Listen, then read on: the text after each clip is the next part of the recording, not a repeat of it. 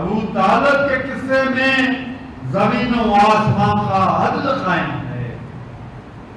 مدینہ، شام، کوفہ، سامرا، مشہد، مقدس، قازوین و کربلا قائم. ابو طالب کے قصے میں نجف قائم، نجف کا راستہ قائم. ابو طالب کا قصہ پوچھنے والوں، ابو طالب کا قصہ مختصر کیسے بیان ہوگا؟ فقط یہ جان لے مومن، ابو طالب کے قصے میں خدا کی ذات پنہاں ہے.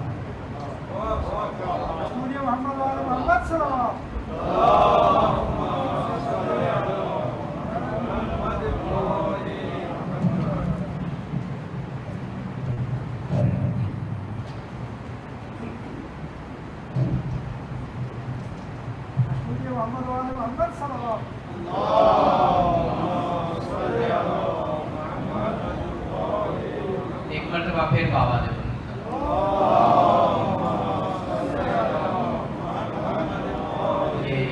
کل یہ ناطق صاحب تھے، کل بھی انشاءاللہ یہ ہمارے درمیان ہیں، کل بھی پڑھیں گے. یہ جنہوں نے اپنی نظمیں اور منقبتیں، نعتیں، یہ سب یہی الصادق کے ہی لیے لکھی تھی ہے، اور یہیں سے پھر ان کی یہ منقبتوں کی وہ کتاب ڈیولپ ہوئی ہے جو ان کے اس وقت میں ہے. کتاب کا نام ہے درِ عدالت علی. یہ آپ ان سے لے سکتے ہیں، ان سے خرید سکتے ہیں، ان کے پاس ہوں گی، ورنہ ہم سامنے کہیں شوق پہ رکھوا بھی دیں گے. اور اس پر جو اس کتاب پر مقدمہ میں نے لکھا ہے وہ بھی آپ پڑھیے گا، اور اس کے بعد کتاب بھی پڑھیے گا. اس میں میں نے لکھا ہے کہ افتخار عارف کی کتاب شہر علم کے دروازے کے بعد اگر کسی کتاب نے مذہبی اور ادبی دونوں حلقوں میں یکساں اور ہماگیر ارتعاش برپا کیا ہے تو وہ یہ کتاب ہے. تو یہ آپ ضرور پڑھیے کتاب. ایک مرتبہ پھر بآواز بلند صلوات پڑھیے.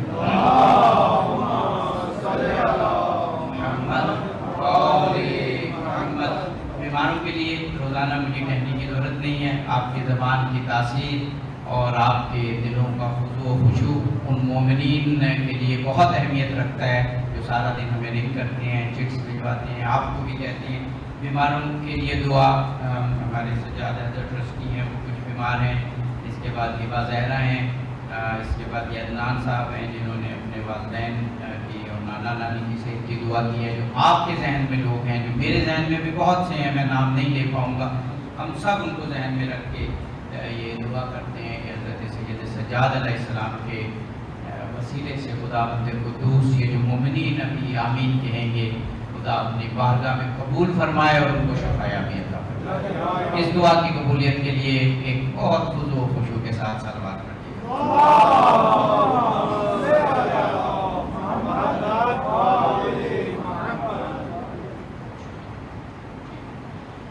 یہ ہمارے جتنے معاونین ہیں اور جتنے ہمارے ڈونرز ہیں جنہوں نے آزاداری شیئر حاصل کیے یا کریں گے. آزاداری شیئر سنا بھولیے گا. 3000 2000 1000 کے شیئر یہ ہم 8 ربیع الاول تک چلاتے ہیں، اور یہ سارا سال ان مجالس کے لیے بھی اور سارا سال آزاداری کے لیے ہمارے معاون ہوتے ہیں. اور جو بھی یہ حاصل کرتے ہیں ہمیں یقیناً آ کے وہ بتاتے ہیں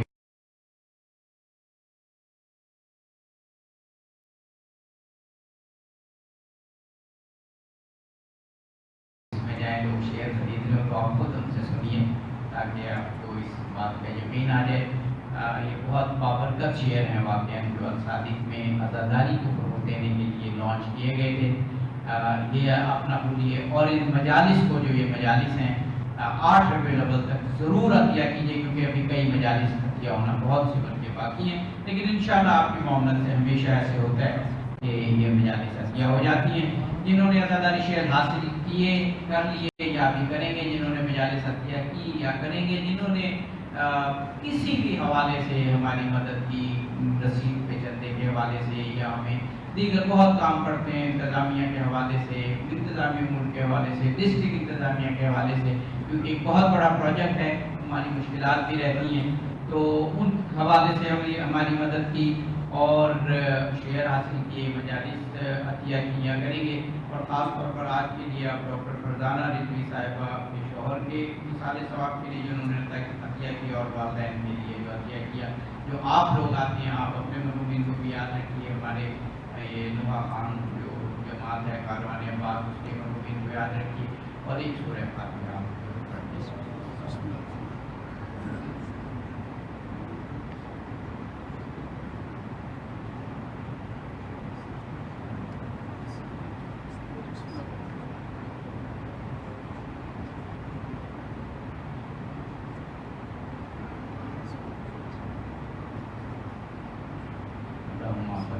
محمد محمد مومن ہیں جو ان پانچوں مجلسوں میں ہم سے تعاون کرتے ہیں، ان کی وسعت رزق کی، طول عمر کی، ان کی تمام امور میں خیر و سلامتی کی دعا کرتے ہیں، اور ان کے مرحومین کے لیے بھی آپ ایک مرتبہ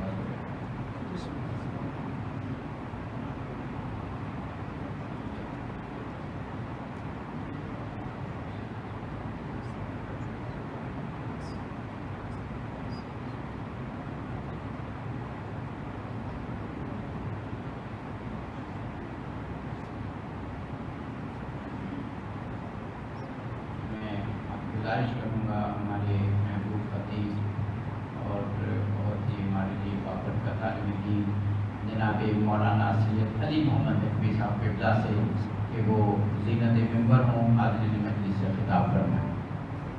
محمد وعلی محمد صلوات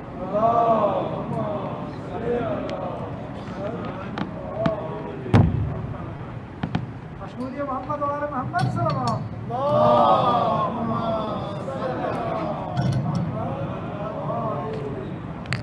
نعرہ تکبیر،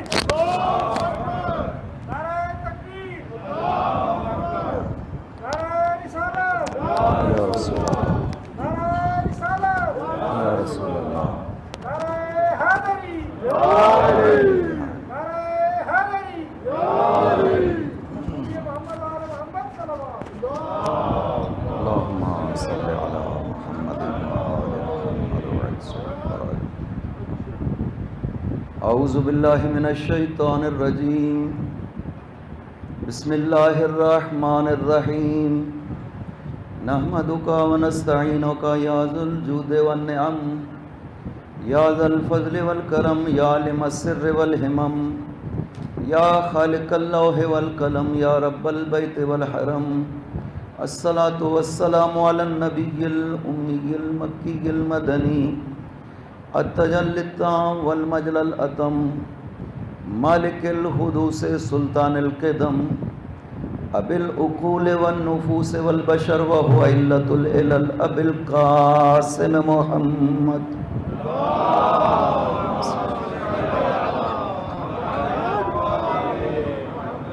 وعلى ابن عمه ووارث علمه وخليفته صاحب الولایت التشریع والتکوین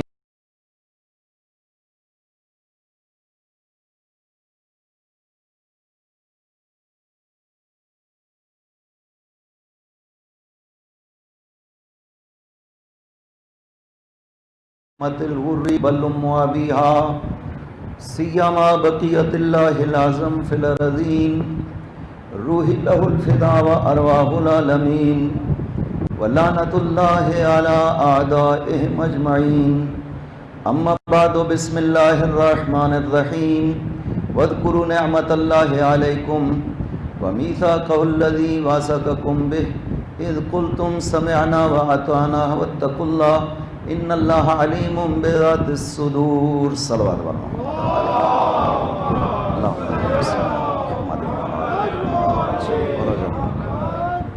خداوند عظیم انشاءاللہ ہماری ان عبادتوں کو منظور و مقبول فرمائے، صدقہ محمد و آل محمد اپنی رحمتیں برکتیں اس جم پہ نازل فرمائے، اور امام زمانہ کے ظہور میں تاجیل فرمائے، ان کے قلب مقدس کو ہم سے راضی و خوشنود فرمائے۔ صلوات بر محمد و آل محمد، اللہم صلی علی محمد و آل محمد وسلم۔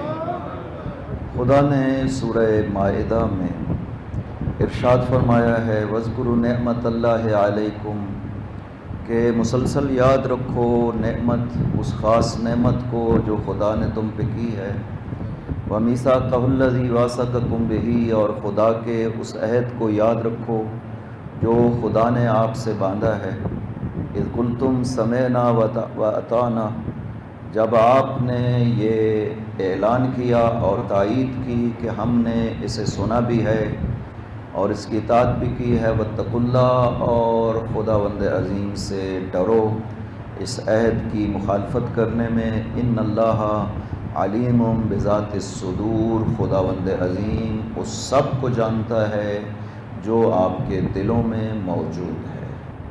سورہ مائدہ میں خدا نے میثاق کا ذکر کیا ہے اور ایک خاص نعمت کا ذکر کیا ہے، جس کے حوالے سے ہماری ذمہ داری یہ ہے کہ اس نعمت کو بھی مسلسل یاد کرتے رہنا ہے اور اس میثاق کی پابندی بھی کرنی ہے اور اس میثاق کو مسلسل ذکر بھی کرتے رہنا ہے۔ یہ خدا نے ہماری ذمہ داری لگائی۔ عرض ہوا کہ خدا نے جو میثاق اپنی ذات کے حوالے سے قرآن کریم میں ارشاد فرمایا ہے، وہ اس کی ربوبیت کا مصداق ہے اور عبادت کا مصداق ہے کہ رب میں ہوں، صرف اور صرف میں ہوں، کوئی اور رب نہیں ہے، اور دوسرا عبادت صرف اور صرف لائق ہے خداوند عظیم کے۔ اگر کوئی شخص خدا کو پہچان لے، صحیح طور پر خدا کی معرفت اگر کسی کو ہو جائے، تو وہ قطعاً غیر از خدا کسی اور کی طرف نہ رجوع کر سکتا ہے، نہ کسی اور کو سر جھکا سکتا ہے۔ کیوں؟ اس لیے کہ انسان جب خدا کو پہچانے گا تو اسے معلوم ہوگا کہ یہ ایک ایک سانس جو خداوند مجھے عطا کر رہا ہے، یہ اس کا فضل و کرم ہے۔ انسان جو ہے وہ ہر نعمت کا اگر شکر کرنا چاہے تو انسان کے لیے ممکن نہیں ہے، کیونکہ ہم زندگی میں اس لحظے کے بعد بھی زندہ رہنے کے لیے محتاج خدا ہیں۔ اگر اس کا فضل و کرم نہ ہو تو یہ اگلی سانس بھی مجھے مل نہیں سکتی ہے، اس سے مل رہی ہے بے نہیں۔ جس طرح آپ دعا کرتے ہیں اہدنا الصراط المستقیم، خداوندہ مجھے صراط مستقیم کی ہدایت فرما، اس کے دونوں معنی ہیں، ہدایت فرما کے لحاظ سے بھی اور صراط مستقیم پہ باقی رکھنے کے لحاظ سے بھی دونوں معنی ہیں۔ کیوں؟ اس لیے کہ ابھی تک تو میں ہدایت پہ تھا، لیکن اس کے بعد آیا ہدایت پہ باقی رہوں نہ رہوں، یہ بھی خدا کے خاص لطف و کرم کی وجہ سے ممکن ہے، ورنہ انسان کسی ایک جملے سے، کسی ایک کلمے سے اور کسی ایک عمل سے گمراہ ہو سکتا ہے اور دین سے منحرف ہو سکتا ہے۔ اس کے تاریخ میں واقعات کثرت سے موجود ہیں کہ انسان کس طرح سے اپنے ایک جملے سے اور ایک عمل سے منحرف ہو جاتے ہیں، توفیقات سلب ہو جاتی ہیں۔ یہ خاص توفیقات ہیں خدا کی کہ ہم راہ ہدایت پہ باقی رہیں اور گمراہی پیدا نہ ہو۔ اس لیے بار بار سورہ الحمد میں یہ دعا مانگی جاتی ہے، اہدنا الصراط المستقیم، خداوندہ ہمیں اس صراط مستقیم پہ باقی رکھنا اور اس کی ہدایت جاری و ساری رکھنا، چونکہ خداوند عظیم چاہے گا تو کوئی ہدایت پہ رہ سکتا ہے، اور اگر توفیقات اٹھ جائیں خدا کی طرف سے تو پھر اچھے بھلے انسان اور بہت بعض دفعہ اہل علم جو ہیں وہ گمراہ ہو جاتے ہیں ایک چھوٹے سے عمل سے۔ لہٰذا انسان کو متوجہ رہنا چاہیے، خداوند عظیم کسی کو گمراہ نہیں کرتا ہے۔ قرآن کریم میں یہ ہے کہ یضل من یشاء، خدا یہدی من یشاء اور یضل من یشاء، جسے چاہتا ہے ہدایت دیتا ہے، جسے چاہتا ہے گمراہ کرتا ہے۔ قرآن کریم میں ہے، لیکن قرآن کی باقی آیات نے اسے بیان کیا ہے کہ ہدایت تو بے شک خدا کی طرف سے ہے، لیکن گمراہی کا ماحول اپنے لیے انسان خود فراہم کرتا ہے۔ جب انسان اپنے لیے گمراہی کے حالات پیدا کر لیتا ہے تو وہ جو توفیقات خداوند ہے نا، وہ اٹھ جاتی ہیں اور خدا ان توفیقات کو اٹھا لیتا ہے. اور جب انسان سے خدا کی توفیقات اٹھ جاتی ہیں تو پھر گمراہی میں کوئی چیز معنی موجود نہیں ہے اور انسان گمراہ ہو جاتا ہے. اس وجہ سے خدا نے کہا کہ خدا گمراہ کرتا ہے، یعنی خدا اپنی توفیقات کو اس بندے سے اٹھا لیتا ہے جس بندے نے اپنے آپ کو اس قابل ہی نہیں چھوڑا کہ وہ توفیقات اس کو شامل حال رہ سکیں. دیکھیں نا، ایک 3 اصحاب کا ذکر ہے سورہ توبہ میں، وَعَلَى الثَّلَاثَةِ الَّذِينَ خُلِّفُوا.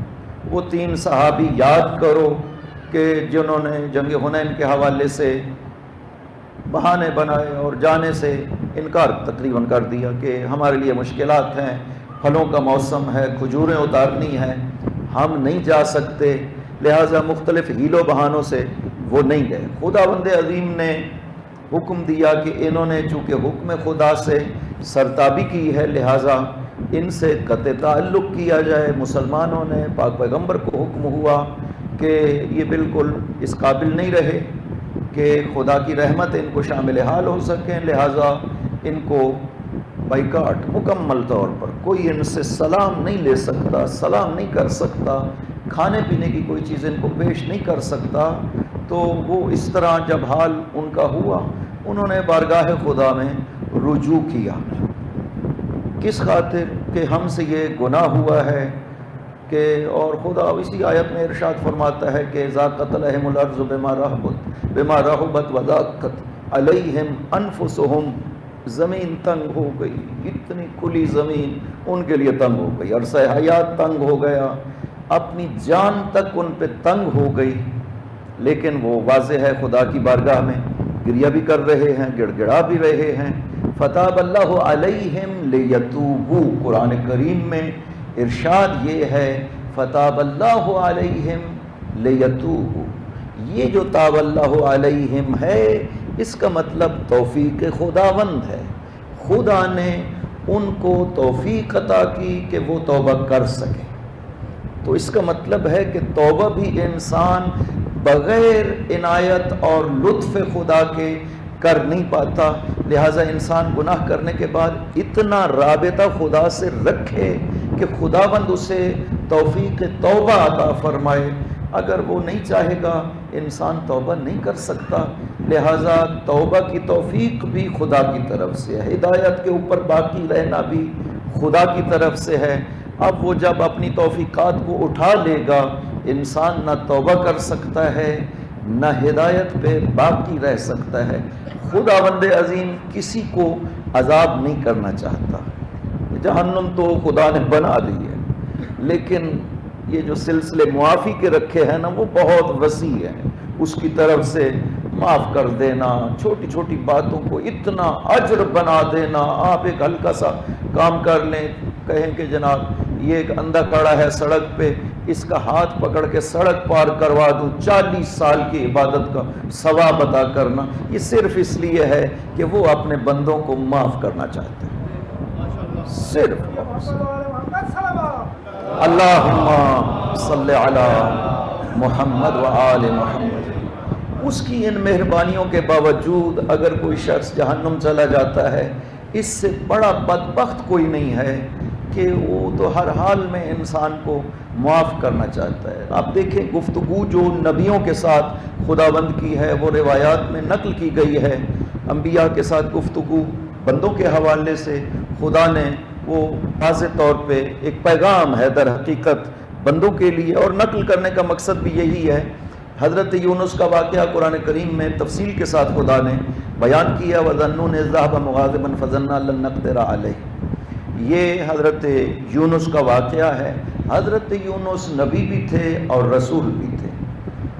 30 سال کی عمر میں خداوند عظیم نے حضرت یونس کو رسول بنایا. نینوا موصل میں یہ نبی تھے خداوند عظیم، اور 33 سال حضرت یونس نے تبلیغ کی. 33 سالوں میں جو نتیجہ ہوا اسلام لانے والوں کا وہ 2 فرد تھے. ایک روبیل جس کا تعلق خانوادہ نبوت سے تھا، یہ اہل علم تھے، اہل حکمت تھے، اور ایک تنوخہ جو صرف عابد تھے اور علم نہیں رکھتے تھے. حضرت یونس کی قوم نے حضرت یونس کو قتل کی دھمکیاں دینا شروع کر دیں کہ اگر آپ تبلیغ سے باز نہ آئے تو ہم آپ کو قتل کر دیں گے۔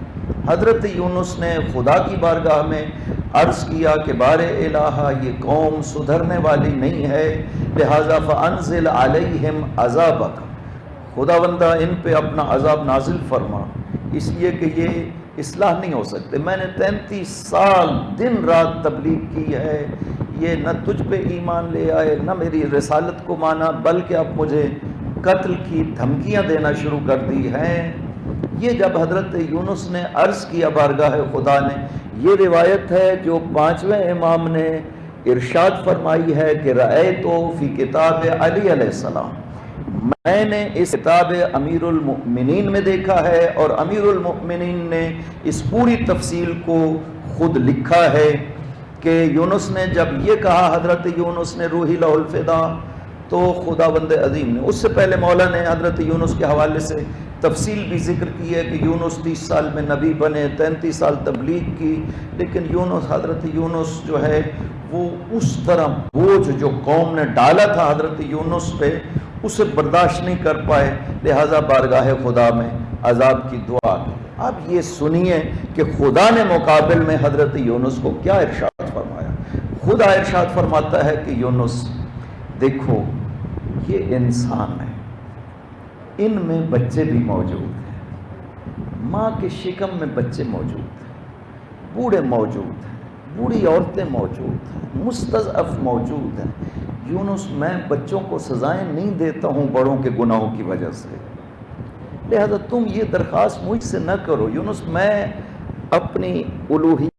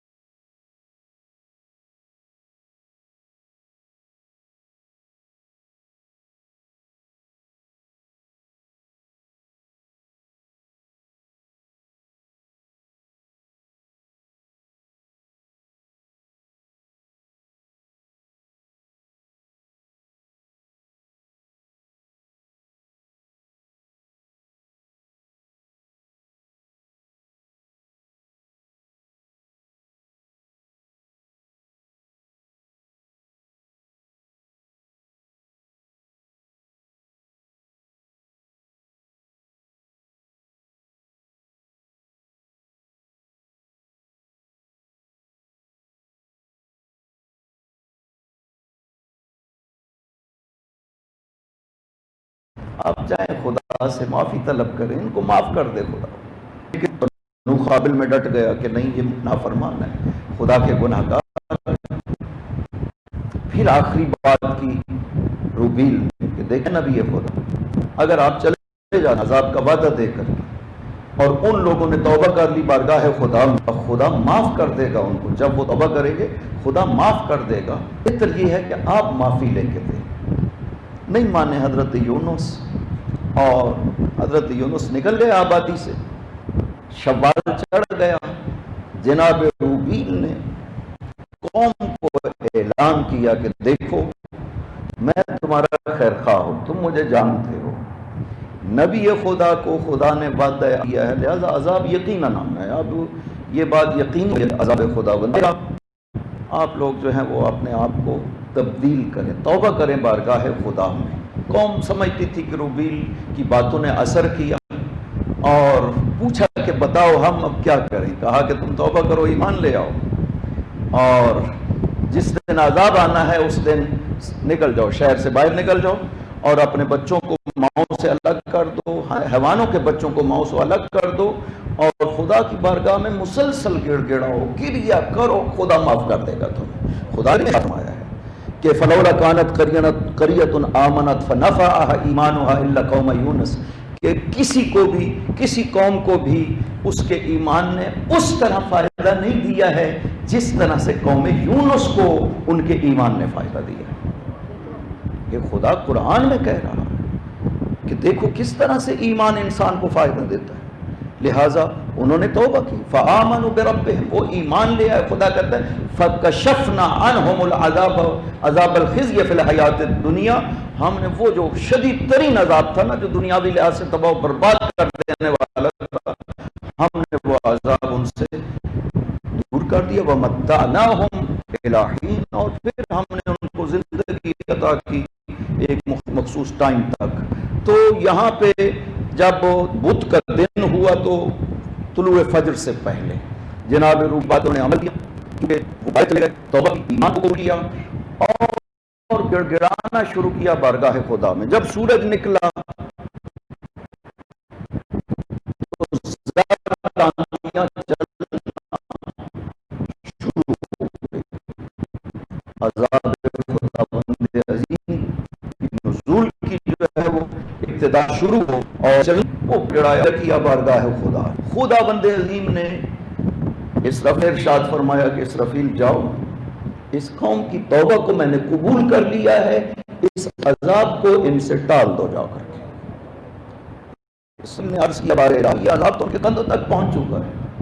کہا نہیں میں نے روک کے رکھا ہوا ہے، تم جاؤ. جناب اسرافیل آئے، اپنے پروں کے ذریعے سے اس عذاب کو ٹالنا شروع کیا، اور موصل کے پہاڑ کے اوپر جو لوہا بن گیا اس پہ جا کر کے اس عذاب کو ڈالا، اور خداوند عظیم نے اس قوم کو معاف کر دیا.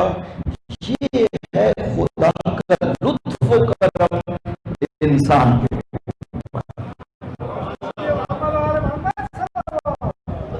اللہم محمد خدا اتنا کرم، لہذا وہ آمادہ ہے معاف کرنے پہ. وہ آسمانوں کے دروازے کھول دیتا ہے. یہ آسمان نہیں مراد ہے، آسمان رحمت مراد ہے. وہ دروازے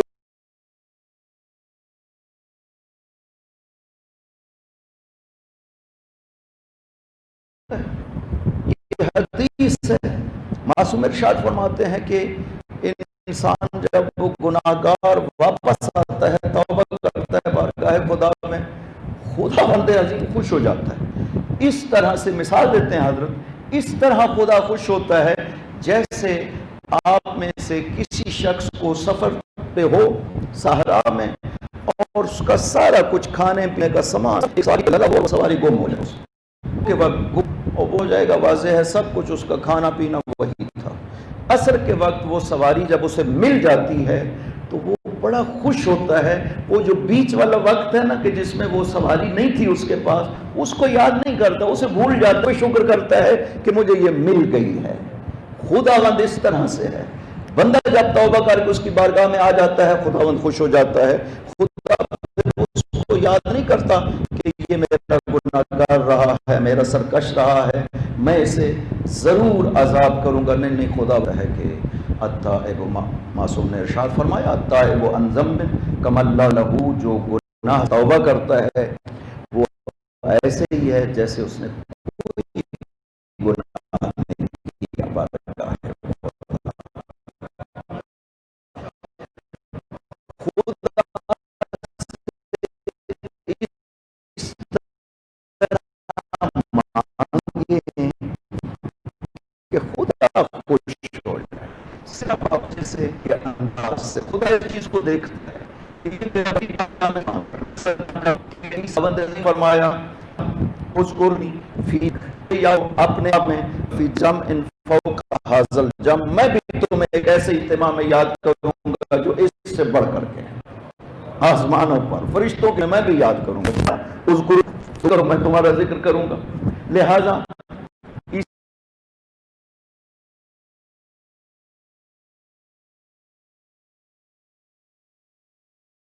میرے پاس ہو۔ عیسیٰ اذکرنی فی خلواتک، عیسیٰ تم اپنی تنہائیوں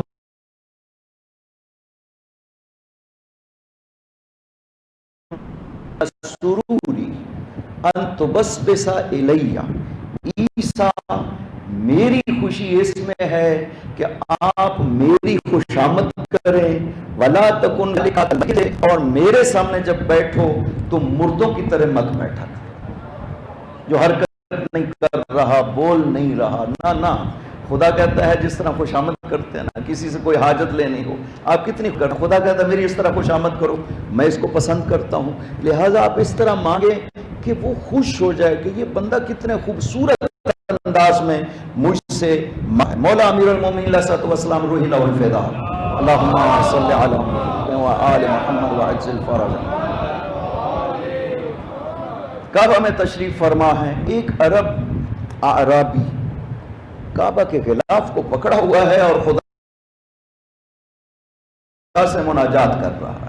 اس کا مطلب یہ ہوتا ہے کہ میں رہنے والے ہیں شہروں میں، وہ عجیب انداز میں خدا سے دعا کر رہا ہے، عرض کرتا ہے الہی البیت بیتک والضیف ضیفک، خدا بندہ یہ تیرا گھر ہے، میں تیرا مہمان، وَلِكُلِّ ضَيْفٍ قِرًا عِنْدَ الْمُضِيفِ، اور ہر مہمان میزبان کے پاس مہمانی کا حق رکھتا ہے، فَجْعَلْ قِرَایَّ اللَّیْلَ الْمَغْفِرَةَ، خدا بندہ جو تجھ سے میں میزبانی طلب کرتا ہوں نا وہ مغفرت ہے، مجھے معاف کر۔ عجیب ہے، مولا امیر نے جب اس کے ان کلمات کو سنا تو آپ نے ارشاد فرمایا کوئی اس طرح کی بات تو سنو، کوئی بھی خدا بند عظیم اس کو رد ہی نہیں کر سکتا، اس کی بات کو اس انداز میں خدا سے مانگ رہا ہے، کوئی مضیف لا یرد یا یرد ضیفہ، مہمان کو اس طرح رد ہی نہیں کر سکتا اللہ۔ یہ گفتگو ایک عربی کی ہے جو دیہات سے تعلق رکھتا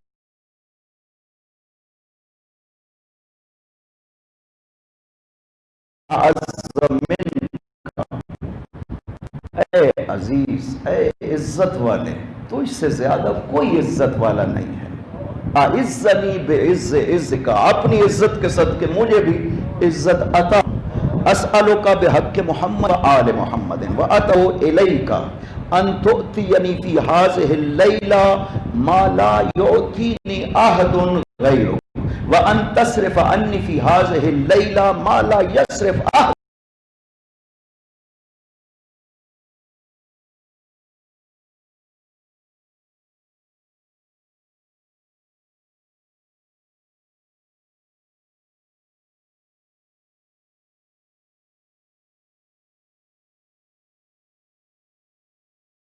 کہ خدا بندہ جنت مجھے عطا کر دے، تیرے علاوہ کوئی اور نہیں دے سکتا ہے، یہ خدا سے عرض کر رہا ہے خدا بندہ جہنم مجھ سے دور کر دے جو تیرے علاوہ کوئی نہیں دے سکتا، اور خدا نے اسے عطا کر دیا ہے جو اس نے مانگا ہے۔ تیسری رات پھر تشریف لے گئے کعبہ میں، اور پھر اس نے غلاف کعبہ کو پکڑا ہوا ہے، خدا سے عرض کر رہا ہے کہ یا من لا یحویہ مکان ولا یخلو منہ مکان بلا کیفیت کانا، کہ اے وہ خدا بند کہ جو کسی مکان میں نہیں ہے اور کوئی مکان اس سے خالی نہیں ہے۔ عجیب معرفت خدا ہے، کمال ہے۔ نعرہ تکبیر، اللہ اکبر، نعرہ رسالت، یا رسول اللہ، نعرہ حیدری، یا علی یا علی، نعرہ حیدری، یا علی یا علی، مشہور محمد وآل محمد صلی اللہ علیہ وسلم۔ اللہم صلی علی محمد و آل محمد۔ اے وہ خدا جو کسی مکان میں نہیں ہے اور کوئی مکان اس سے خالی نہیں ہے، ارزق الاعرابی 4000 درہم، خدا بندہ اس اعرابی کو 4000 درہم کی ضرورت ہے، تو مجھے عطا فرما۔ مولا علی آگے بڑھے، فرمایا خدا بند عظیم سے کیا کیا مانگ رہے ہو؟ اس نے عرض کیا من انت، آپ بتائیے آپ کون ہیں؟ آپ نے فرمایا انا علی ابن ابی طالب، میں علی ہوں۔ اس نے کہا انت بغیتی، میں تو آپ ہی کو مانگ رہا تھا خدا سے۔ یا علی یہ 4000 درہم چاہیے مجھے۔ حضرت نے ارشاد فرمایا جب مدینے آؤ تو میرے پاس چلے آنا، میں تمہیں دوں۔ واپس مدینے چلے گئے۔ یہ بھی 1 ہفتے کے بعد مدینہ پہنچا، پوچھا پتہ حضرت کا، امام حسن علیہ السلام ملے، اللہم صلی علی محمد و آل محمد وعجل فرج۔ آپ نے ارشاد فرمایا کہ میں علی کا بیٹا ہوں، آؤ۔ گیا دروازے پہ، جا کے مولا حسن علیہ السلام نے عرض کیا کہ بابا ایک دروازے پہ عرب ہے، وہ کہتا ہے کہ آپ نے اس سے کچھ وعدہ فرمایا ہوا ہے۔ تو آپ آ کر کے ملے، اور اس دن جس وقت وہ عرب آیا ہے 3 دن ہو گئے مولا علی کے گھر میں کھانا نہیں تھا، نہیں کھایا کھانا 3 دن سے ان ہستیوں میں سے کسی نے بھی جو اس گھر میں موجود تھے۔ آپ نے فرمایا کہ جاؤ سلمان فارسی کو بلاؤ۔ بلایا گیا، سلمان کو ارشاد فرمایا سلمان وہ میرا فلاں والا باغ جو پیغمبر اکرم نے اپنے دست مبارک سے لگایا تھا نا، جاؤ اس کو بیچنے کا اعلان کرو۔ سلمان گئے، اعلان ہوا علی کا باغ بک رہا ہے۔ 12000 درہم میں مولا کا باغ بکا۔ پیسے مولا علی کے پاس لائے گئے، حضرت نے 4000 درہم اس عرب کو دیا اور 40 درہم اوپر دیے کہ یہ تمہارا راستے کا خرچ ہے۔ وہ چلا گیا۔ جب مدینہ کے فقراء کو پتہ چلا نا کہ علی کا باغ بکا ہے تو لائن لگ گئی فقراء کی، آ رہے ہیں اور حضرت جو ہے اس طرح سے ہاتھ بھر بھر کے دے رہے ہیں، یہاں تک کہ سارا مال یا علی محمد وآل محمد صلی اللہ علیہ وسلم۔ اللہم صلی علی محمد و آل محمد، یہاں تک کہ سارا مال تقسیم ہو گئے۔ گھر تشریف لے آئے، بی بی نے پوچھا کہ مولا آج سنا ہے ہمارا باغ بکا ہے، کہا بکا تھا، تو پیسے؟ فرمایا کہ وہ سب تقسیم ہو گئے۔ تو یا علی بچے بھوکے تھے، 3 دن ہو گئے، آپ بھی بھوکے، کچھ نہیں کھایا؟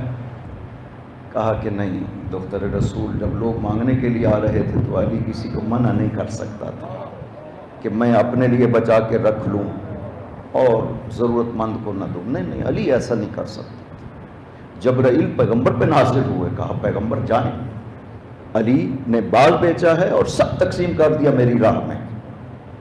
پیغمبر تشریف لے کے آئے اور مولا علی سے پوچھا، جب علی نے فرمایا پیغمبر کو چونکہ خدا نے بھیجے تھے پیسے 7 درہم دیے، جاؤ علی بچوں کے لیے کھانا لے کے۔ مولا حسن فرماتے ہیں کہ مجھے بابا نے ساتھ لیا، گئے بازار، وہاں پہ دیکھا کہ ایک مستحق بری حالت، جناب مقداد تھے ظاہر بہت بری حالت۔ کہا مقداد کیا ہوا؟ کہا مولا گھر میں بیٹھ نہیں سکتا تھا، بچوں کی حالت نہیں دیکھی جاتی، اتنا بھوک، بری حالت ہے بچوں۔ حضرت نے 7 درہم مقداد کو دے دی کہ جاؤ مقداد بچوں کے لیے کھانا لے جاؤ۔ امام حسن نے سوال کیا بابا تو ہم کیا کریں؟ فرمایا کہ ہمارا خدا بند موجود ہے، خدا جو ہے یہ ضرورت مند ہے، اس کے پاس کچھ پیسے دے دیے، تو ایک عرب آگے آتا ہے، اس کے ہاتھ میں ایک اونٹنی ہے، اس نے کہا کہ یا علی یہ ناکہ خریدو گے؟ کہا خریدوں گا لیکن پیسے نہیں. کہا بیچ کر کے مجھے دے دینا، آپ خرید. کتنے میں؟ اس نے کہا کہ 70 درہم. مولا علی نے ناکہ خریدا، بازار میں داخل ہوئے، ایک عرب آگے بڑھا، اس نے کہا کہ یا علی ناکہ بیچو گے؟ کہا بیچوں گا. کہا کتنے میں؟ فرمایا میں نے 70 درہم میں خریدا ہے، تم جتنے میں خریدنا چاہو. اس نے کہا یا علی یہ 170 درہم میں اس کے دیتا، ناکہ میرے حوالے کر دو. پیسے لیے 170 درہم. حسن سے فرمایا بیٹا دیکھا ہے نا، یہ 70 درہم اس کو دیں گے، خدا نے ہمیں 100 درہم عطا کر دی ہے. محمد وآل محمد صلی اللہ. اللہم صلی علی محمد وآل محمد. واپس تشریف لے آئے کہ اس عرب کو پیسے دے. دیکھا رسول خدا وہاں پہ تشریف فرمایا. کبھی بازار نہیں جاتے تھے حضور پاک، لیکن آج جو ہے وہ وہاں موجود تھے. مولا علی کو دیکھا تو مسکرائے اور فرمایا کہ علی اس عرب کو تلاش کر رہے ہو جس نے آپ کو ناکہ بیچا تھا؟ علی وہ ناکہ بیچنے والا جبرائیل تھا اور لینے والا میکائیل تھا جو خدا نے بھیجا. اللہم صلی علی محمد وآل محمد. یہ عظیم ہستیاں ہمارے لیے خداوند عظیم نے ولی نعمت قرار دی ہے اور ہمارے لیے اسوہ حسنہ قرار دیا ہے. خدا نے جو عہد لیا ہے نا انسانوں سے، ان کی ولایت کا، وہ ایسے نہیں ہے. انہوں نے بارگاہ خدا میں اس طرح قربانیاں دی ہیں کہ اہل آسمان خود حیران رہ گئے. جبرائیل و میکائیل حیران رہ گئے تھے شب ہجرت جب مولا علی سوئے تھے بستر رسول پہ. وہ تعجب کیا جبرائیل و میکائیل نے. خدا نے ارشاد فرمایا جاؤ زمین پہ ایک سر علی کی طرف کھڑے ہو، ایک پاؤں علی کی طرف کھڑے ہو جاؤ. جاؤ اس پوری رات آج علی کا پہرا دو تم جا کر کے. اس واسطے کہ جو جذبہ قربانی علی میں ہے وہ کسی اور میں نہیں پایا جاتا ہے. یہ وہ علی ہے جس کی ولایت کا خدا ہم سے عہد لیتا ہے. نہ صرف ہم سے بلکہ اس کائنات کی ہر چیز سے خداوند عظیم نے عہد ولایت علی لیا ہے. کائنات کی جو چیز بھی ہے سب پہ خدا نے یہ عہد لیا ہے. حتیٰ نبی، انبیاء، رسل، ان کو جو رسالت و نبوت عطا کی ہے وہ بھی اسی وجہ سے دی ہے. خدا سورہ زخرف میں ارشاد فرماتا ہے، 45 نمبر آیت ہے، وَاسْأَلْ مَنْ أَرْسَلْنَا مِنْ قَبْلِكَ مِنْ رُسُلِنَا. اے نبی جو ہم نے آپ سے پہلے رسول بھیجے ہیں آپ ان سے سوال کریے. یہ قرآن کی آیت ہے. واضح ہے نبی پاک تو بعد میں آئے ہیں، نبی پہلے گزر گئے، تو کیسے پیغمبر کو یہ حکم ہوا کہ آپ سوال کریے؟ جب یہ پوچھا گیا کہ یہ کہاں پہ یہ موقع آیا کہ سوال کر سکے تو معصوم نے ارشاد فرمایا ہے کہ شب معراج جب حضور پاک گئے تھے نا چوتھے آسمان پہ، خداوند عظیم نے سارے نبیوں کو 2 صفوں میں حضور کے استقبال کے لیے کھڑا کیا ہوا تھا. حضور سواری پہ سوار تھے براق پہ اور دونوں نبیوں کی صفوں کے بیچ میں سے گزر رہے تھے. وہاں پہ خداوند عظیم نے ارشاد فرمایا وَاسْأَلْ مَنْ أَرْسَلْنَا مِنْ قَبْلِكَ مِنْ رُسُلِنَا. اے نبی یہ سارے رسول یہاں پہ موجود ہیں جو آپ سے پہلے بھیجے گئے ہیں، ان سے ذرا سوال تو کرو. بِأَيِّ شَيْءٍ بُعِثْتُمْ. او رسولو مجھے بتاؤ کہ تمہیں خداوند عظیم نے یہ رسالت کس شرط پہ دی ہے. پیغمبر نے خطاب کیا نبیوں کو، رسولوں کو. اور رسولوں مجھے بتاؤ بِأَيِّ شَيْءٍ بُعِثْتُمْ، تمہیں کس شرط پہ خداوند عظیم نے نبوت و رسالت عطا کی تھی. پیغمبر نے سوال کیا. سب نبیوں نے یک زباں ہو کر کے کہا بشہادت اللہ الہ الا اللہ وانک رسول اللہ وان علی ولی اللہ. ہم نے خدا کی توحید کی گواہی دی، آپ کی رسالت کی گواہی دی اور علی کی ولایت کی گواہی دی، تو ہم نے رسالت و نبوت عطا کی ہے. خداوند یا علی یا علی محمد وآل محمد صلی اللہ. اللہم صلی علی محمد وآل محمد. یہ ایسی ولایت ہے جس کے لیے خدا کہہ رہے سے ہمیشہ یاد رکھنا، ہمیشہ ذکر کرتے رہنا، اس عہد کو مت توڑنا اتنی عظیم ولایت ہے کہ اس کائنات کی ہر چیز اپنی حقیقت پہ تب باقی رہ سکتی ہے اگر اس رسالت کے قائل ہو تو۔ اگر کوئی چیز بھی رسالت مؤمنین کے بارے میں تردید کا شکار ہو جائے وہ اپنی حقیقت تک باقی نہیں رہ سکتی، اپنی حقیقت سے منصرف ہو جاتی ہے۔ امام جعفر صادق علیہ الصلوۃ والسلام، اللہم صلی علی محمد و آل محمد، باہر تشریف لے گئے، بعض اصحاب ساتھ ہیں، حضرت نے پیسے دیے کہ جاؤ یہاں سے ایک خربوزہ خرید کے لے آؤ۔ وہ گیا صحابی، خربوزہ خریدا اور جا کر کے جب توڑا گیا تو وہ پھیکا تھا۔ دوسرا درہم دیا، جاؤ ایک اور لے کے آؤ، وہ تلخ تھا۔ تیسرا جب وہ لایا گیا، اس کو جب توڑا گیا تو وہ میٹھا تھا۔ اس سوال کیا صحابی نے، یبن رسول اللہ، یہ ایک ہی زمین ہے، ایک جیسا پانی ملا ہے، ایک ہی جگہ ہے، یہ ذائقے مختلف کیوں ہیں؟ ان میں سے ایک ہی تھا جو میٹھا تھا، دو اپنے ذائقے پہ نہیں تھے۔ حضرت نے ارشاد فرمایا کہ جب عالم الست میں مولا علی کی ولایت حقیقتوں پہ پیش کی گئی تھی، جس نے مان لیا تھا ولایت علی کو وہ اپنی حقیقت پہ باقی رہا، جس نے نہیں مانا وہ اپنی حقیقت سے منصرف ہو گیا تھا۔ یا علی یا علی، اللہم صلی علی محمد وآل محمد۔ لہذا انسان کی کتنی خوش قسمتی ہے کہ انسان ولایت علی کو قبول کر لے، وہ اپنی حقیقت انسانیت پہ باقی ہے۔ جو ولایت علی کو مان لیتا ہے اور جو ولایت علی کا انکار کرتے ہیں، میں نے کل آیتیں پڑھی تھی، دو آیتیں ہیں کہ خدا کہتا ہے پہچاننے کے بعد جو انکار کرے وہ بھی لعنتی ہے، اور جو نقض میثاق کرتا ہے خدا کہتا ہے وہ بھی لعنتی ہے، اور لعنت بھی خدا نے خود بھیجی ہے۔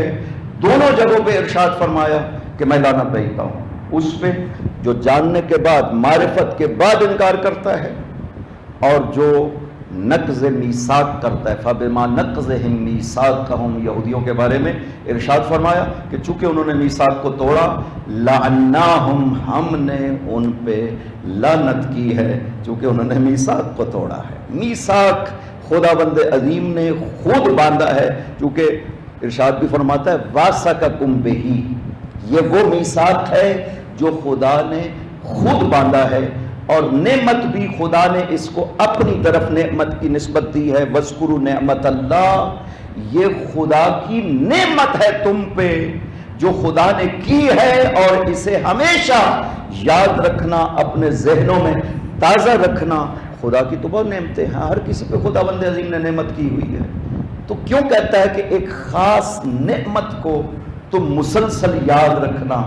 ہر چیز نعمت ہے اس دنیا میں، جو کچھ بھی ہے، سانس لے رہے ہیں نعمت خدا ہے، یہ زندگی ہے یہ نعمت خدا ہے، اولاد ہے، مال ہے، سب کچھ نعمت خدا ہے۔ لیکن وہ کہتا ہے نعمت اللہ، ایک خاص نعمت جس کو اپنی طرف وہ نسبت دیتا ہے، یعنی ایسی نعمت جس کو خدا نعمت سمجھتا ہے، خدا کہتا ہے اسے یاد رکھنا، اسے نہ بھولانا۔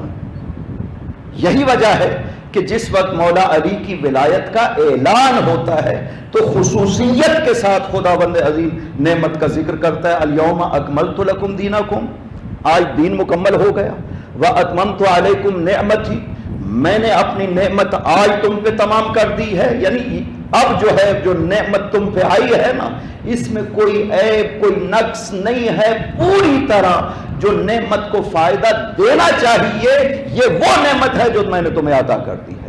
وَرَضِيتُ لَكُمُ الْإِسْلَامَ دِينًا، اور میں نے اس دین کو آج سے پسندیدہ دین بنا لیا ہے اپنے لیے۔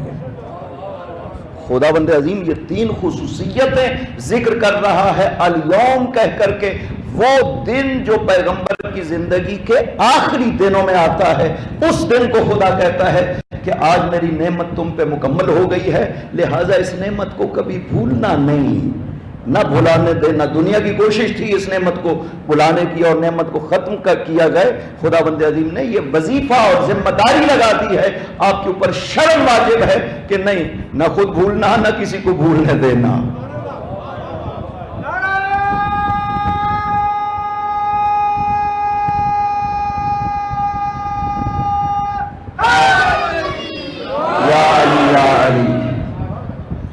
اس نعمت کو یاد رکھیں تاکہ دنیا بھلا نہ پائے اس نعمت کو.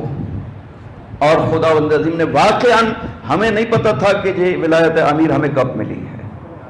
حدیث ہے جو کہ آپ تو اکثر سنتے رہتے ہیں کہ جس میں امام جعفر صادق علیہ السلام اللہم صلی علی محمد و آل محمد وعجل فرج ارشاد فرماتے ہیں شیعتنا منا، ہمارے شیعہ ہمارے ساتھ نسبت رکھتے ہیں، خصوصی تعلق رکھتے ہیں ہمارے شیعہ. خلقوا من فاضل طینتنا، ہمارے شیعہ اس طینت سے خلق کیے گئے ہیں جس طینت سے ہمارے جسم خلق ہوئے، اور ہمارے شیعہ کی اس طینت سے روح خلق کی گئی ہے. یہ حدیث میں حقیقت بتائی گئی ہے کہ شیعہ کی حقیقت کیا ہے. معصوم فرماتے ہیں کہ جس حقیقت سے ہمارے جسم خلق ہوئے ہیں، ہمارے شیعہ کی روحیں اس حقیقت سے خلق ہوئے. اگلا جملہ بڑا خوبصورت ہے، وَأُجْنُوا بِمَاءِ وِلَایَتِنَا، اور وہ طینت جب گوندی گئی ہے نا ہمارے شیعہ کی روحوں کو خلق کرنے کے لیے، اس میں جو چیز ملائی گئی ہے جس کے ساتھ اس کو گوندا گیا ہے، بِمَاءِ وِلَایَتِنَا، وہ ہماری ولایت کا پانی ہے جس سے روحیں گوندی گئی ہیں شیعات کی.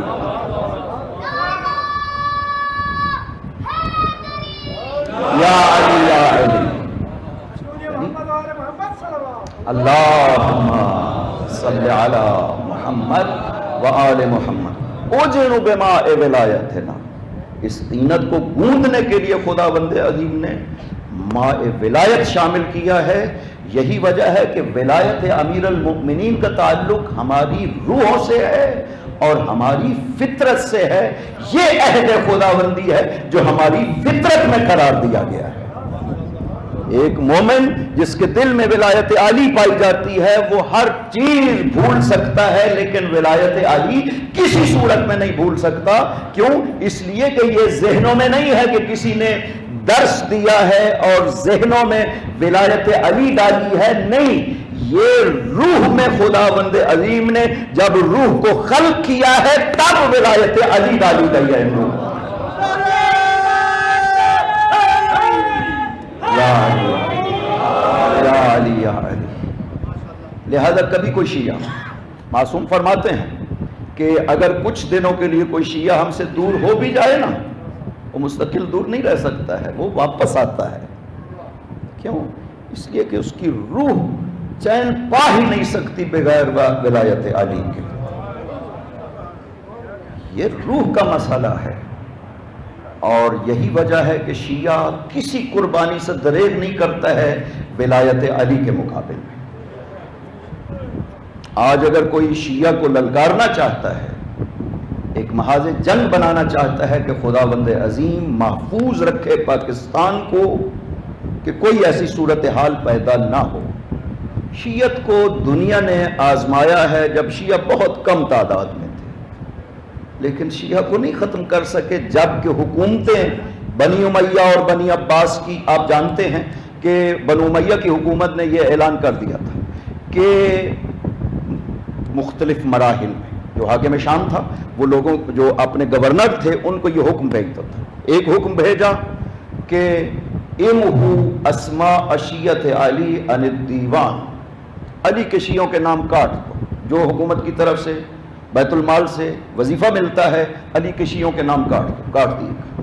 اس کے بعد کہا گیا کہ علی کے شیعہ جہاں بھی ملتے ہیں انہیں گرفتار کرو، قیدوں میں ڈالو، مصیبتوں میں ڈالو، گرفتار ہو گئے. اس کے بعد کہا گیا کہ وہ پہلا حکم تو اپنی جگہ پہ ہے مولا علی پہ سب و شتم کا. اس کے بعد کہا گیا کہ کسی کا بھی نام اگر علی کے نام پہ ہو تو اس کو پکڑ لو، گرفتار کر لو. اتنی سختیاں کی گئیں اس دور میں کہ مولا علی کے نام پہ نام رکھنا بھی ممکن نہیں تھا. اور ایک شخص نے جا کر کے حجاج ابن یوسف سے یہ کہا تھا کہ میرے باپ نے مجھ پہ بہت ظلم کیا ہے کہ اس نے میرا نام علی رکھا ہے. کہتا میں مانتا نہیں ہوں علی کو، یہ میرے باپ نے مجھ پہ ظلم کیا کہ میرا نام علی رکھا ہے. لوگوں نے اس طرح سے نام علی کو ختم کرنے کی کوشش کی ہے اس کائنات سے کہ نام علی زندہ نہ رہے. جب بھی نام علی سنا جائے لوگوں کے ذہنوں میں علی سے نفرت پیدا ہو جائے، کیوں؟ اس لیے کہ علی کی محبت جو ہے وہ دلوں میں باقی نہیں رہنی چاہیے۔ حکومتوں نے یہ کوشش کی ہے، بنو امیہ نے خصوصی طور پر، اور بنو عباس نے ظلم کی انتہا کر دی۔ بنو امیہ نے حتیٰ مولا علی کے نام رکھنے پہ پابندی لگا دی تھی کہ کوئی انسان علی کا نام نہیں رکھ سکتا۔ ایسے حالات میں کون فضائل علی کو بیان کر سکتا ہے؟ لہٰذا خلیل ابن احمد سے پوچھا گیا تھا کہ مولا علی کے فضائل کے حوالے سے تم کیا کہتے ہو؟ اس نے کہا میں اس ہستی کے فضائل کے بارے میں کیا کہوں کہ جس کے اپنوں نے اس کے فضائل کو چھپایا دشمن سے خوف کی وجہ سے، اور دشمنوں نے اس کے فضائل کو چھپایا اس سے حسد کی وجہ سے، اور پھر بھی اس کے فضائل اتنے زیادہ ہیں کہ مشرق و مغرب فضائل علی سے پر نظر آتے ہیں۔ یا علی یا علی یا علی یا علی یا علی مدد حق ہے در۔ خداوند عظیم، یہ معجزہ ہے ذات خدا کا کہ جس نام کو اس طرح سے حکومتوں نے مٹانے کی کوشش کی وہ نہیں مٹا سکے۔ یہ جھوٹے لوگوں کو مولا علی کے مقابل میں لا کے وہی فضائل قرار دیے جائیں جو مولا علی کے لیے پیغمبر اکرم نے فرمایا، قرآن کریم نے فرمائے ہیں، وہ نہیں کچھ ثابت کر سکتے، وہ مقام نہیں مل سکتا جو خدا نے علی کو دیا ہے۔ وہ خدا کا عطا کرتا ہے، یہ آپ کا عطا کرتا ہے، فرق تو یہی سے پتہ چل گیا۔ جو خدا عطا کرتا ہے نا، خدا کہتا ہے یریدون لیطفئوا نور اللہ بافواہہم، وہ نور خدا کو اپنی پھونکوں سے بجھانا چاہتے ہیں، واللہ متم نورہ، اور خداوند عظیم اپنے نور کو خود مکمل کیا کرتا ہے۔ لوگ کیا کر سکتے ہیں؟ اور آپ لوگ اگر مل کر کے بھی کسی کو ایک فضیلت عطا کرنا چاہیں تو کوئی کسی کو فضیلت نہیں دے سکتا ہے، نہ اس کو وہ مقام مل سکتا ہے جو خداوند عظیم نے ان ہستیوں کو عطا کیا ہے۔ یہی سب سے بڑی دلیل نہیں ہے حقانیت علی کی کہ آپ کے پاس حکومتیں ہیں۔ امیر شام لوگوں کو کہتا ہے کہ پہلے کہا کہ فلاں خلیفہ کے فضائل خوب بیان کرو، پھر کہا اب وہ بہت زیادہ ہو گئے، اب جتنی فضیلتیں علی کی ہیں سب کی سب قرار دو فلاں فلاں کے لیے، تاکہ لوگ علی کو بھول جائیں، دوسری فضیلتوں کو یاد رکھیں۔ لیکن آج آپ سنیں تو مولا علی کے فضائل وہی بیان کیے جا رہے ہیں، اہل کتابوں والے لکھ گئے ہیں۔ یہ خداوند عظیم کا خاص بندوبست ہے کہ حق کو جتنا چھپانا چاہا ان باطل والوں نے، حق کو چھپا نہیں سکے۔ حق آج بھی زندہ ہے اور قیامت تک کے لیے حق علی کی صورت میں زندہ نظر آتا رہے گا۔ یا علی یا علی یا علی یا علی اللہم صلی علی محمد وآل محمد۔ لہذا ہمارے ممبر سے اگر کوئی شخص شخصی طور پر غیر ذمہ داری کا مظاہرہ کرتا ہے تو پوری قوم کس طرح اس کی ضامنہ ہو سکتی ہے یا پوری قوم ذمہ دار بن سکتی ہے کہ ایک شخصی طور پر ایک شخص جو ہے وہ کسی کو گالی دے دیتا ہے؟ ہم نے کل بھی عرض کیا تھا، ہمارے سارے علماء و بزرگان فرما رہے ہیں، فتاوی موجود ہیں کہ گالی دینا حرام ہے، گالی نہیں دی جا سکتی۔ لہذا اہل سنت کے سمجھدار طبقہ کو اس بات میں متوجہ رہنا چاہیے کہ کوئی مقابلے کی بات نہیں ہے، کوئی جنگ کی بات نہیں ہے، یہ ملک کو نقصان دے گی بات، ملک کے لیے فائدہ مند نہیں ہے، کیونکہ جب یہ جنگ کے شعلے بھڑکتے ہیں تو وہ پھر یہ نہیں دیکھتے ہیں کہ یہ شیعہ ہے یا سنی ہے، وہ سب کو برابر جلاتے ہیں۔ لہذا سب کی ذمہ داری بنتی ہے۔ اگر غیر ذمہ داری ایک شخص نے ممبر سے کی ہے تو وہ خود ان کے مولوی جو ہیں وہ ٹی وی پہ بیٹھ کے کتنی غیر ذمہ داری کا مظاہرہ کر چکے ہیں۔ خوب شیعہ نے کہا ہے کہ ہم آگ لگائیں گے، سارے سنی ذمہ دار ہیں، یہ جلالی نے جو بکواس کی ہے سارے سنی ذمہ دار ہیں، نہیں، ان کے علماء نے بھی اس کو رد کیا ہے۔ حضرت ابو طالب علیہ السلام کے بارے میں جو بکواس کرتے ہیں یہ ان کے بڑے بڑے علماء نے کہا ہے، حتی احمد رضا نے کتاب لکھی ہے حضرت ابو طالب کی شان کے حوالے سے، شرک کیا کہ حضرت ابو طالب نعوذ باللہ من ذالک مشرک تھے، کتاب لکھتا ہے احمد رضا خان بریلوی۔ ہم سارے بریلویوں کو مجرم قرار دیں کیوں؟ جیسے آپ کے لیے مقدس ہے حضرت ابو طالب، اس سے زیادہ ہمارے لیے مقدس ہے۔ مولا علی کو ایک شخص کہتا ہے کہ یا امیر المؤمنین، جس وقت آپ ظاہری تخت خلافت میں تشریف فرما تھے، خطبہ دے رہے تھے ایک دن جمعہ کے کوفے میں، ایک شخص آ کر کے کہتا ہے کہ یا علی انت قسیم النار والجنہ وابوک فی النار، علی آپ جنت و جہنم کی تقسیم کرنے والے ہیں اور آپ کا باپ جہنم میں ہے۔ آپ نے ارشاد فرمایا فضلہ فاقہ، خدا تیرے منہ کو توڑے، میرا باپ قیامت کے دن شفاعت کرے گا، اس کی شفاعت سے انسان جوب پر جوب جنت میں جائیں گے۔ اللہم صلی علی محمد و آل محمد اللہم صلی علی محمد و آل محمد وعجل فرجہ۔ اہل بیت اطہار کا اجماع ہے حضرت ابو طالب کے ایمان کے اوپر۔ تم اپنا اجماع پیش کرتے ہو نا کہ فلاں کی خلافت میں ہمارا اجماع ہے، اہل بیت کے اجماع کے مقابل میں کسی اجماع کی کیا حیثیت ہو سکتی ہے؟ یہ معصوموں کا اجماع ہے، یہ وہ ہستیاں ہیں جن کے بارے میں جناب احمد حنبل نے فرمایا تھا کہ لو قرئ ھذا الاسناد لمجنون لآفاق، اگر یہ سند جو 8ویں امام نے ارشاد فرمائی ہے کہ میں نے اپنے باپ سے، انہوں نے اپنے باپ سے، پاک پیغمبر سے، پاک پیغمبر نے جبرائیل سے، جبرائیل نے خدا سے بیان کیا ہے، یہ سند امام احمد حنبل فرماتے ہیں لو قرئ علی مجنون، یہ اتنے معصوموں پہ مشتمل ہے کہ اگر یہ سند کسی دیوانے پہ پڑھی جائے تو وہ ٹھیک ہو جائے، اور یہ آزمودہ بات ہے۔ اللہم صلی علی محمد و آل محمد، یہ آزمودہ بات ہے کہ 40 مرتبہ کسی مریض پہ پڑے خداوند عظیم شفا دیتا ہے اس کو۔ یہ وہ ہستیاں ہیں خداوند عظیم نے جن کو اس طرح سے عصمت و کمال عطا کیا ہے، ان کا اجماع ہے کہ ابو طالب مومن تھے۔ اس کے مقابل میں آپ کہتے ہیں چونکہ ہماری کتابوں میں لکھا ہے، تو جیسے آپ کے مقدسات ہیں اسی طرح ہمارے بھی مقدسات ہیں۔ میں نے کل بھی عرض کیا تھا کہ ہم اسی طرح کہیں گے جیسے آپ توقع رکھتے ہیں کہ ہم آپ کے مقدسات کے بارے میں کچھ نہ کہیں، ہم کچھ نہیں کہتے، آپ کے مقدسات کو کچھ نہیں کہتے۔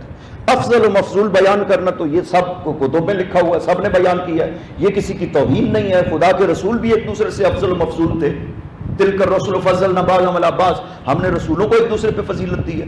ہم اسی فضیلت کو ذکر کرتے ہیں کہ دیکھیں اہل بیت اطہار ہمارے نزدیک قرآن کریم کی روح سے اس کائنات میں بعد از پیغمبر سب سے افضل ہے۔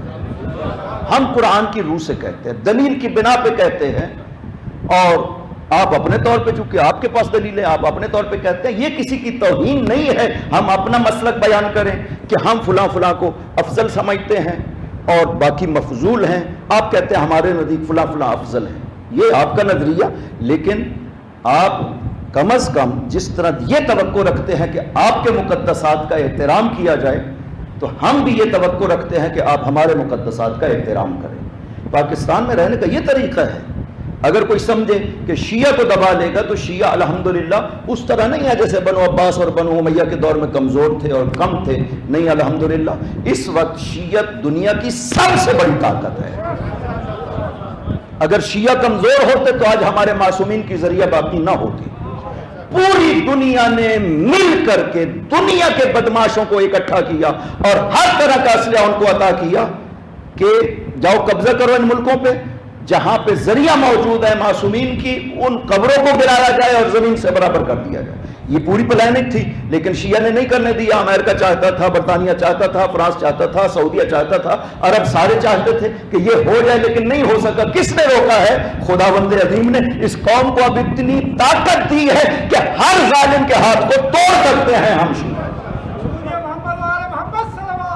اللہم صلی علی محمد و آل محمد وعجل فرجہ۔ لہٰذا ہم اگر صلح و صفائی کی بات کرتے ہیں تو کمزوری کی وجہ سے نہیں کرتے کہ شیعہ کمزور ہیں، نہیں نہیں، ہم عقل مند ہیں، ہم سمجھتے ہیں کہ یہ کسی کے فائدے میں نہیں ہے۔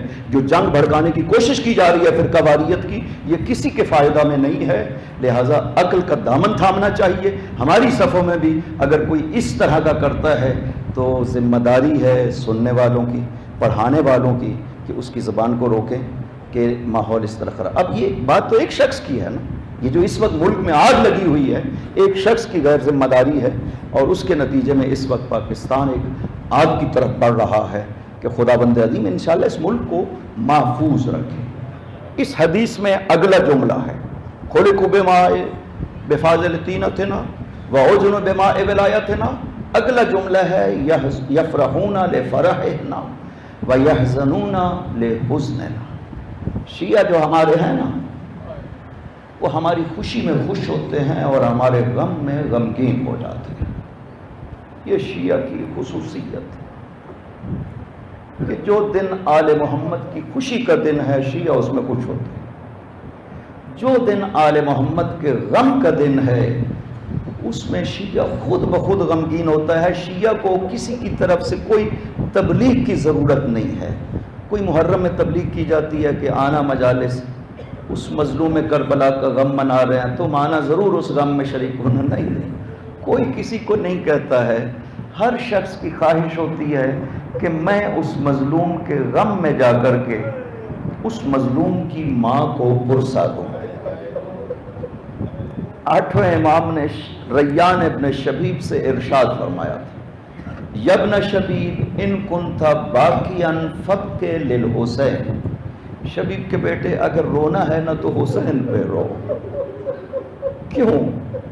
انہو ذبح کما یذبح الکبش، حسین اس طرح ذبح ہوا نا جیسے گوسفند کو ذبح کیا جاتا ہے۔ سید الساجدین نے بازار کوفہ میں جو خطبہ دیا ہے اس میں اپنی پہچان کروائی ہے، اور شروع یہیں سے کیا ہے کہ لوگوں میں اس کا بیٹا ہوں جسے پیاسا مارا گیا، لوگوں میں اس کا بیٹا ہوں جسے شط فرات پہ مارا گیا ہے، لوگوں انا ابن المذبوح من القفا، میں اس کا بیٹا ہوں جسے پس گردن ذبح کیا گیا ہے، لوگوں انا ابن المقتول صبرا، لوگوں میں اس کا بیٹا ہوں جس کو صبر کے ساتھ مارا گیا ہے۔ صبر کے ساتھ مارنے کا مطلب یہ ہے کہ عربوں میں ایک رواج تھا کہ وہ اطراف میں گھیرا ڈال کے کھڑے ہو جاتے تھے، ایک گوسفند کو بیچ میں چھوڑ دیتے تھے، ہر کسی کے ہاتھ میں نیزہ ہوتا تھا، وہ گوسفند جدھر جاتا تھا نا وہ اسے ایک نیزہ مارتا تھا۔ مولا فرماتے ہیں میں اس کا بیٹا ہوں جس کو کربلا میں اس طرح مارا گیا ہے۔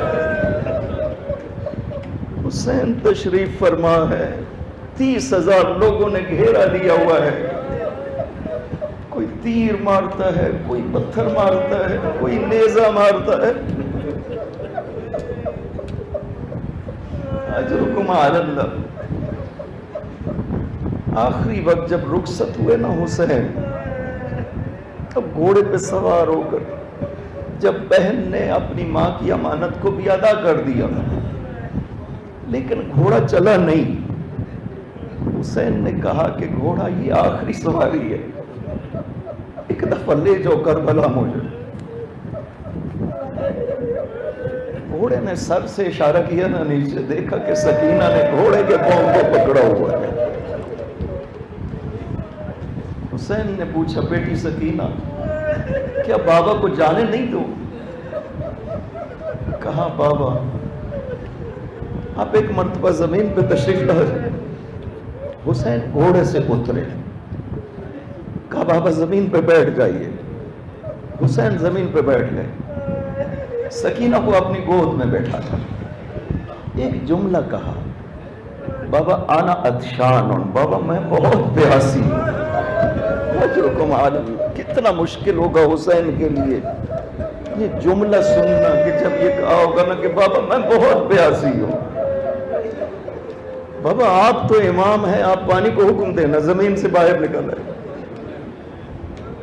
کہا بیٹی میں کہوں گا پانی باہر آ جائے گا، لیکن اب اگر تم نے پانی پی لیا نا، کل قیامت کے دن تیرے نانا کی امت پیاسی رہ جائے گی۔ کہا نہیں بابا مجھے پانی نہیں چاہیے۔ اجرکم علی اللہ۔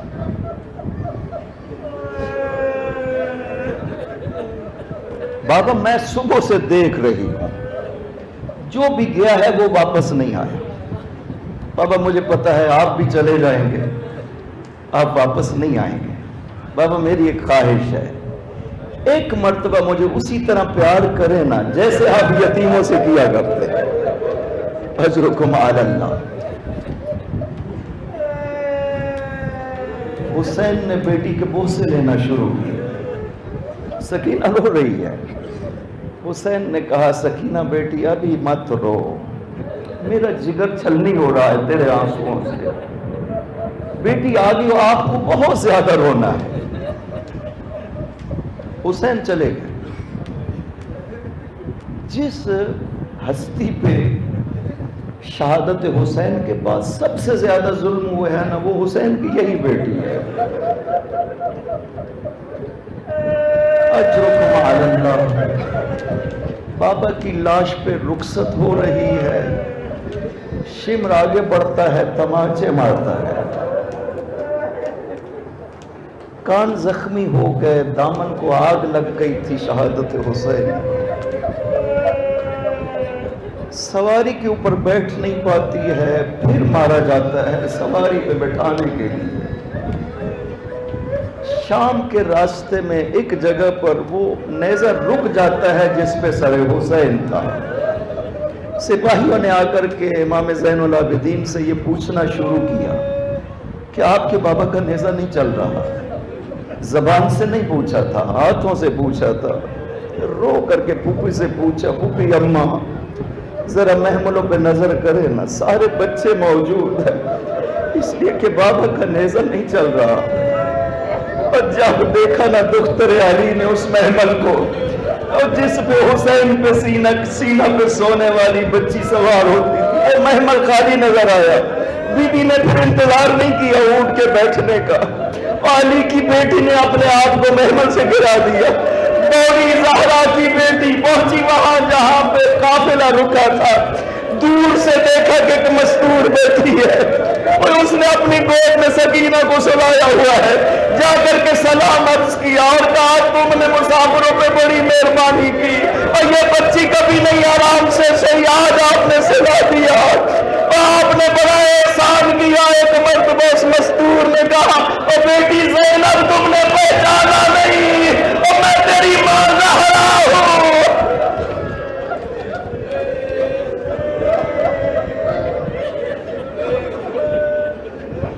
وَسَيَعْلَمُ الَّذِينَ ظَلَمُوا أَيَّ مُنْقَلَبٍ يَنْقَلِبُونَ۔